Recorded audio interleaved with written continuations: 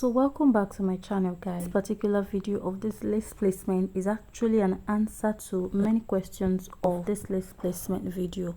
So I tried as much as I could in this video to answer a lot of the questions that I could not answer in that video. So watch till the end and let me know what you think about this particular one. I bet you this will give you another perspective of how you should do your lace placement.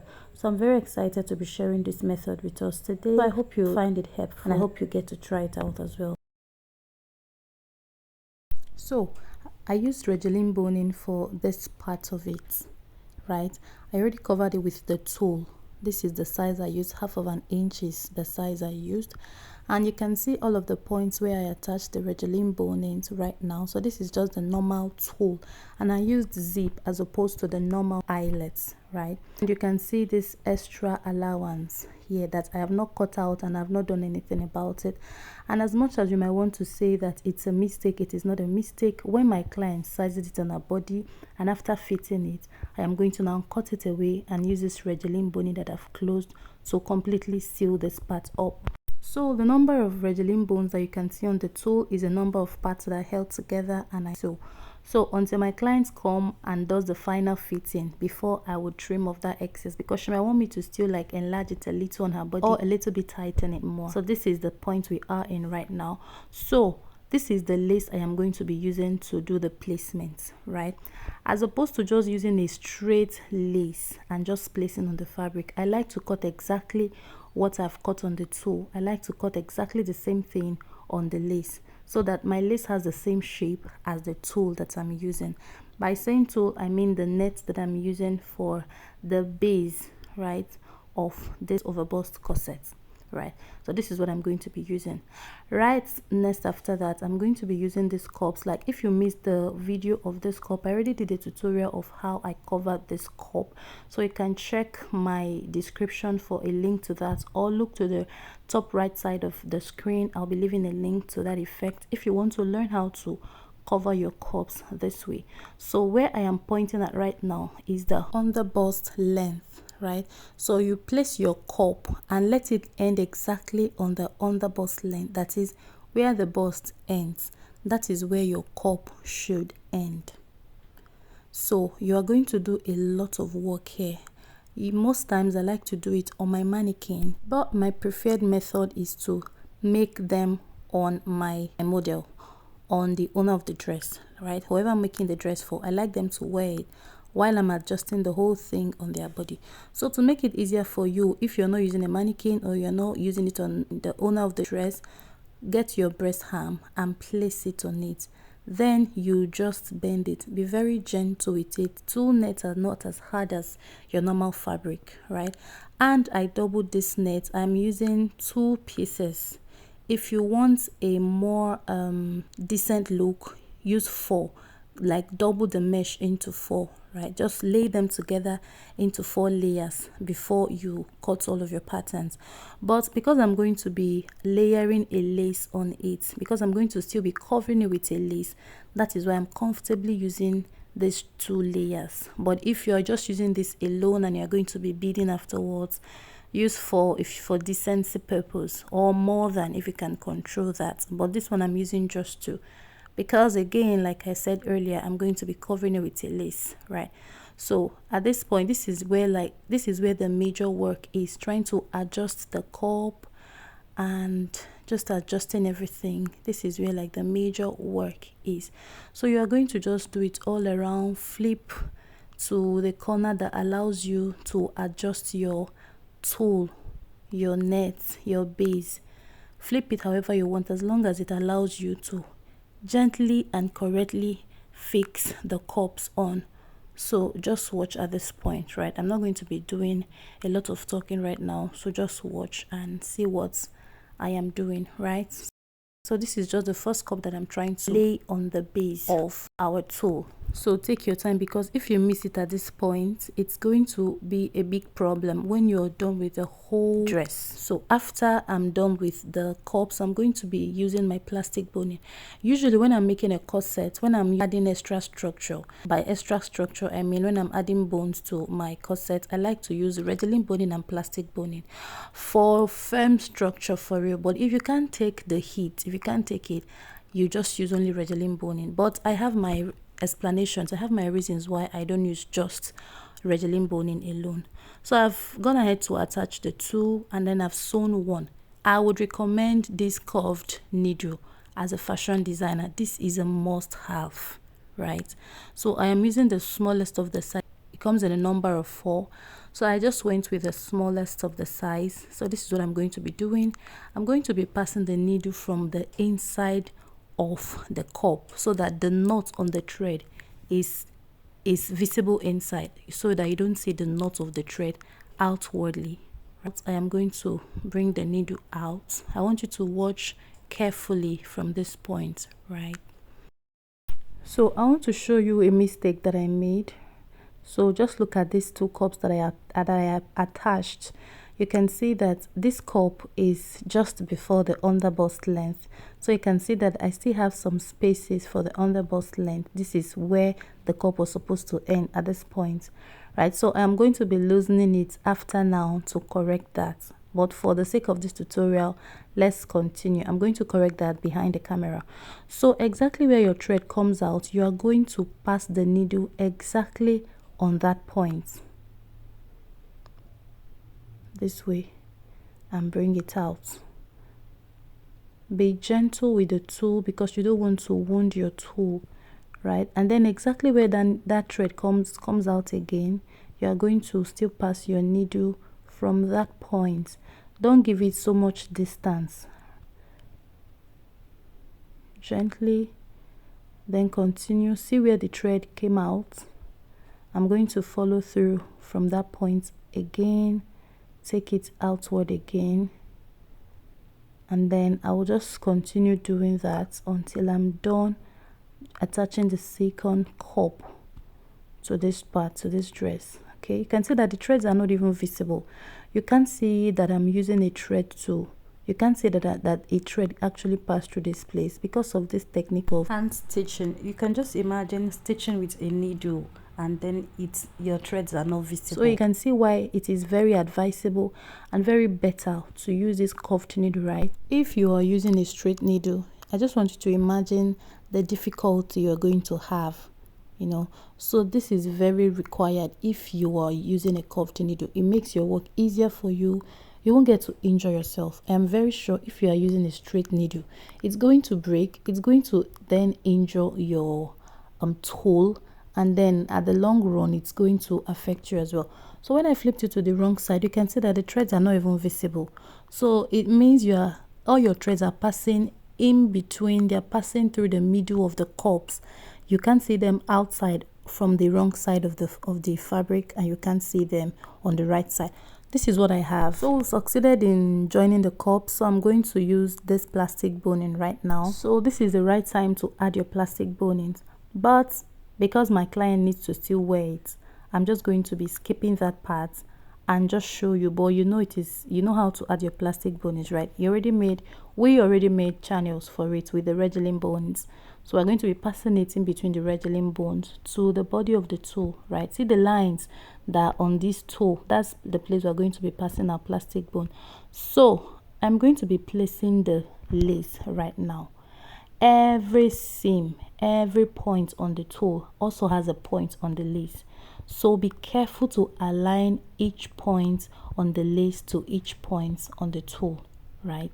So look at how I am carefully looking for each point on whatever place I'm trying to add the tool or the lace to. So carefully watch, carefully cover for all of the parts, right?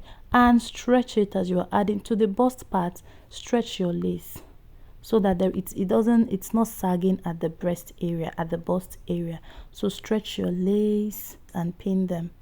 This is another crucial part in lace placement, right? So this is my favorite method of lace placement. What I mean is this: some persons like to get like a straight lace, and then just place it on their base. By base, I mean for our base, for this my base right now, it's the tulle, that's my base. So some persons just like to now place their straight lace on their base, and after pinning it before they cut it out. I don't find that method, I don't find it interesting. This is my most preferred method because for everything I cut on my tulle, I am cutting the same thing on my main lace, right? So that if I take out half of an inch allowance when I'm closing the side seam on the tulle, I'm closing the same allowance or the same measurement on the lace, so that it joins perfectly, it aligns perfectly. You can see that the seams also align here. So I'm aligning every point on the tulle to every point on the lace. They are very much the same because I use the same measurement rather to cut both the tulle and the lace, and I join them with the same measurements.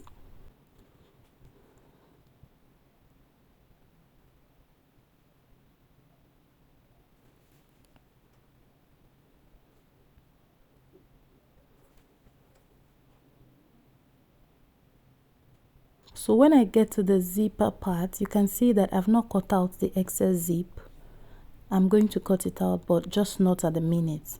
When I get to the excess zip, I'm still going to like pin, and then at the zip part, I would fold it at the edge of the zip. Maybe you should try out this method and let me know what you think about this method, because for me this is like my best method. I've been doing placement for the longest of time, and I find this method very easy to make, very accurate as well. I don't have to just go and cut anywhere else, maybe like the side darts, or yeah, the side darts under the bust. You don't have to, because when you just lay the lace straight on your base and you're cutting, you have to just do a lot of cuts in the body of your laces.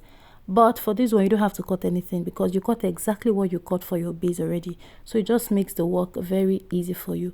When I get to the zipper part, I am just going to fold my lace because I made sure the lace is a little bigger than the base of our dress, so that when the client say okay, it is too tight, and we adjust it on the tulle, we have extra on the lace to work with, right?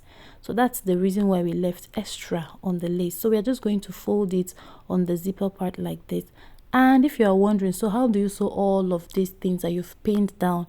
You are going to still use the same curved needle to still stitch on them, the same way we stitched the cups to the base to the tulle. You are going to also use the same curved needle to join the lace to the tulle as well. So like I said earlier, you're going to use the same curved needle, or there's this very flexible needle I have. It's a beading needle as well. So you pass your needle from the back side of your fabric. For me, it is at the back side of my zipper, and then I'm going to be, first of all, you're going to knot the beginning. For me, I went 3 times. Then from there, you're going to continue the same way we try to stitch with the curved needle when we are attaching the cups. That's the same way you are going to do from where the thread comes out. So in simple term, this is invisible stitching, right? So after stitching with your hand, the path of the thread is entirely invisible, so that the threads are not visible. No one can see that a thread passed through that side, even though you hand stitched on that part. What I'm trying to say basically is, if you pass your needle where the thread comes out from, you're passing your needle again from that point where the thread came out from. So this is the part A. So if you're using like if you want to cage your bust, or you want to use like an over bust kind of corset, you don't want to use this industrial cups, you want to get your cups yourself, I'm going to show you in the part B of this tutorial, so stay tuned. Okay, so afterwards that will be all. Now you go ahead and add your sleeves, go ahead and close the seams on the, close the hemline on there, right?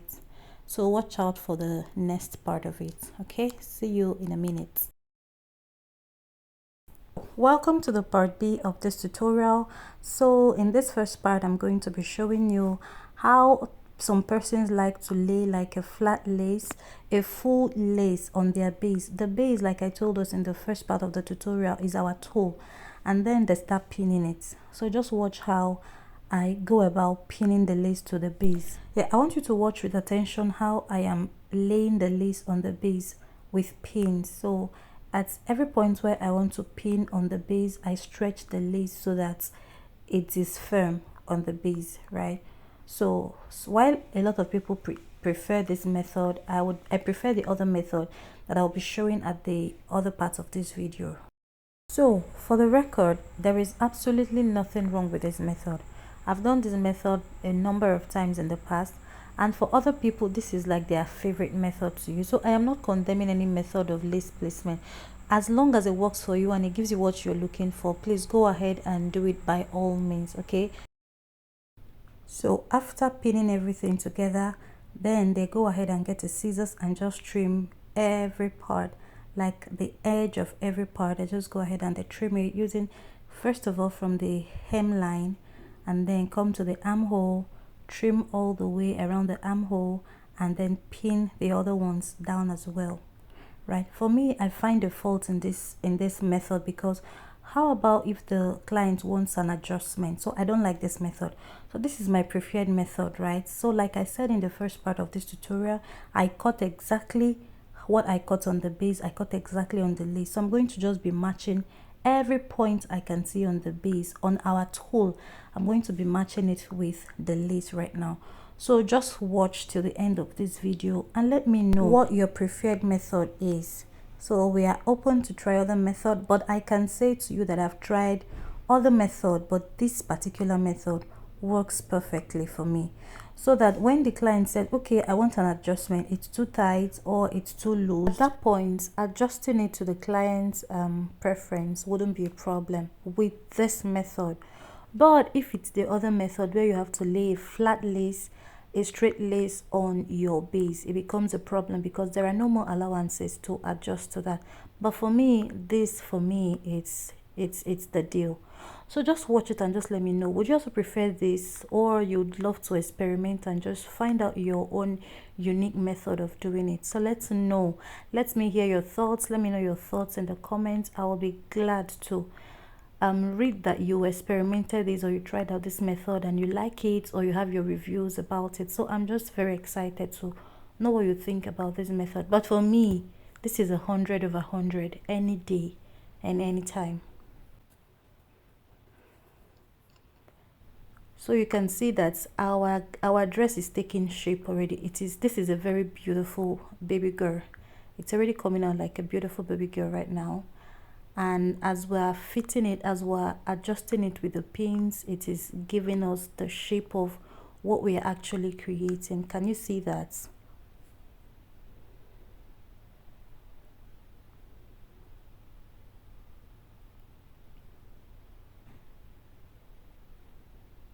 So this is already beautiful, right? This is already fitted. I can't see any sag in the body, and I entirely love this. And if you notice very well, I removed the cups, the initial cups in the part A that I attached to it.